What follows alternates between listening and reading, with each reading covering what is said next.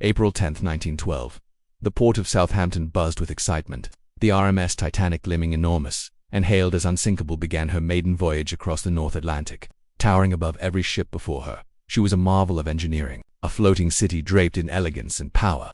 The world watched in awe, but hidden behind her grandeur was a fate written in ice. At 882 feet long, with 16 watertight compartments and the most luxurious interiors ever seen on sea, Titanic was more than a ship. She was a symbol of human ambition, bold, proud, and tragically overconfident. As she sailed out to sea, the weather was clear, the ocean calm and vast. On board were more than 2,200 passengers and crew, aristocrats, immigrants, engineers, dreamers. Each soul carried their hopes across the water, unaware that this voyage would become one of the greatest maritime disasters in history. For 4 days, Titanic glided through the Atlantic, cutting through waves like a knife through silk. The engines roared below deck, and the passengers danced above. It was a dream.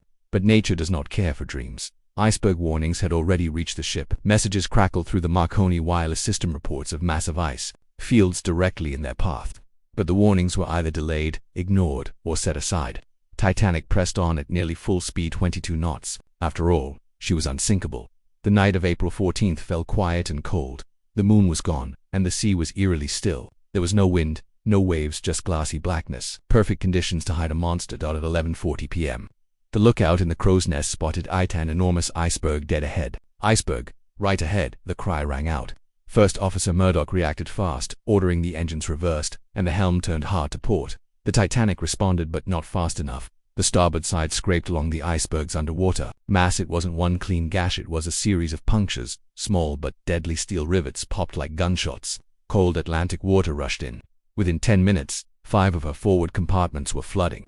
Titanic could float with not 5. Captain Edward Smith, a seasoned sailor with decades at sea, was calm but grim. "She's going down," murmured Thomas Andrews, the ship's designer. It was no longer a question of if but when the crew began waking passengers, still in disbelief. Lifeboats were uncovered, but chaos loomed. Titanic carried only 20 lifeboats, enough for about half on board. It had met legal requirements, but not moral ones. Many lifeboats launched half full in confusion and panic. Distress rockets exploded in the sky, white flares arcing into the dark, cold heavens. The Marconi operators sent the distress call, "CQD, CQD, come at once. We have struck a berg." Nearby ships heard the call, but none were close enough to reach Titanic in time. Down below, engineers fought against the flood, buying every minute they could. Water slammed through corridors, devouring decks with terrifying speed. The boat sank lower and lower. At 1:20 a.m. the ship's angle became steep. Dishes crashed, furniture slid, people screamed. In the first-class lounge, the clock ticked softly above the fireplace, refusing to rush. Parents clung to children. Lovers embraced for the last time. Some prayed, some leaped into the black ocean, hoping for rescue that wouldn't come. The lifeboats drifted away, mostly filled with women and children. The women and children first protocol had been followed, but unevenly. Many second and third-class passengers were trapped behind locked gates, desperately trying to reach the upper decks. They were promised safety. Instead, they faced steel barriers in cold indifference. By 2 a.m. the stern rose high into the sky. Titanic's massive propellers spun uselessly in the air. The great ship groaned under her own weight. Then a violent crack, a thunderous roar echoed across the sea. Titanic broke in two. The bow plunged to the ocean floor, nearly 12,500 feet below. The stern settled briefly, then lifted, twisted, and sank with final fury. Silence followed. The world's greatest ship had vanished beneath the waves. Left behind were over 1,500 people, now floating in the freezing Atlantic. Most wore life vests but had no hope. The water was just above freezing. Within 20 minutes, nearly all would die of hypothermia. The screams were unbearable, echoing across the water until they stopped. Only 705 survived. They huddled in lifeboats, surrounded by darkness, silence, and the haunting knowledge of what they had witnessed. Among them were children without parents, wives without husbands, and men staring blankly into the night. At 4:10 a.m. the RMS Carpathia arrived. It had raced through the icy night for 4 hours to reach them.